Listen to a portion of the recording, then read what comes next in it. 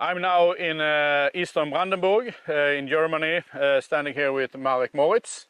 Marek and me, we have hunted a lot together the last, not a lot together, but every now and then during like 8 years or something, I think. Yeah. And now in Sweden we have had an outbreak of the African Swine Fever a couple of weeks ago. So I went down here now to Brandenburg to hear with Marek how what they have done in this area, because 2020 you got the swine fever here. Yeah. Yeah. And what we now are looking at is a corral trap for wild boars. And for me, trapping wild boars is nothing I like, nothing I personally think should be done if it isn't because it's super extreme conditions. Because when it comes to African swine fever, there need to be a great level of control. Just shortly, Marek, tell me about how many wild boars do you need to hunt because of the swine fever? Is it everyone you need to control, or? Yeah, in the beginning, in the high-risk zones, we have to go down of 5% of the 4 maximum. Yeah. So more or less, you have to kill everyone you see. Yeah, exactly. Yeah. To lower the risk of the virus getting spread. Yeah, because when the boars meet each other permanently, the virus spreads, and when you make holes in the population, you don't spread the virus in the natural way. Yeah. And going out on a high seat shooting wild boars compared to using a corral trap like this, what should you say is a big difference? With a trap you can get the whole group of wild boars because you create a control situation, and you can do what we learn not to do. You start with the oldest boar, because the oldest boar is the boar with the most experience. She tried to get out as fast as possible and make a lot of stress inside the trap. And when you get the oldest boar with the first shot, the other boars goes in something like, okay, it's over, we just wait, and then you can take control, clean the shots. group out. Yeah. The group out one by one. Yeah. Exactly. And this trap is made of wooden boards. You have built, I don't know exactly, but is it around 20 square meters or something like that? Yeah, something like that. Yeah.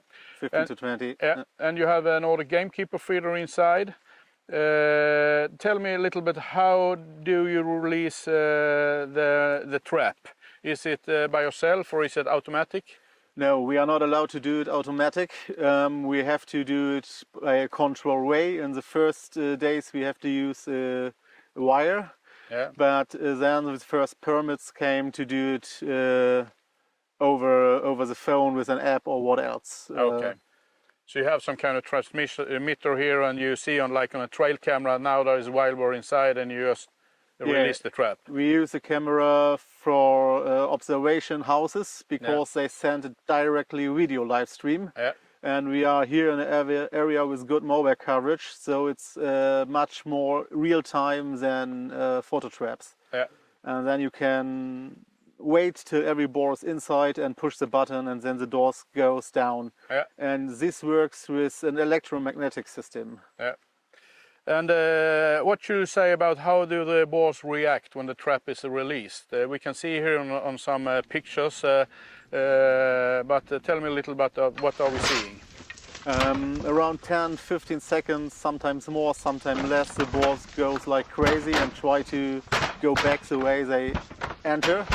And then they cool down, starts to eat the corn, and then of course when the human came to take the shots, they start to react again, but the mostly stressful situations are in the first 10-15 seconds. Yeah. And when you and of course I think when you have released the trap, you go out more or less directly to take the group out as fast as possible. Yeah. And when you take the group out, we talked about earlier before making this video, you use a special rifle. Yeah, I use 300 ACC Blackout Subsonic because I try to create a situation as stressless as possible for the game, and this is why I want to use a caliber with no Ausschuss. The bullet don't go through the body of the game, with no big bang. Yeah. It's shortly to quiet. You only hear the recoil and the impact. Yeah. And of course I use a terminal instead of a lamp, because the lamp is also stressful for the game. So I try to create the situation as safe and stressless as possible. Yeah, and I suppose also because you don't have any penetration directly to the wild boar, because they are standing close to each other, you can take shots that you normally don't do in a hunting situation. Yeah, absolutely. Yeah. Is there anything more you think we have need to say about this kind of trapping situation? You're having a trap in a really dense area. We have seen some seaweed over here. Tell me about the positioning of the trap.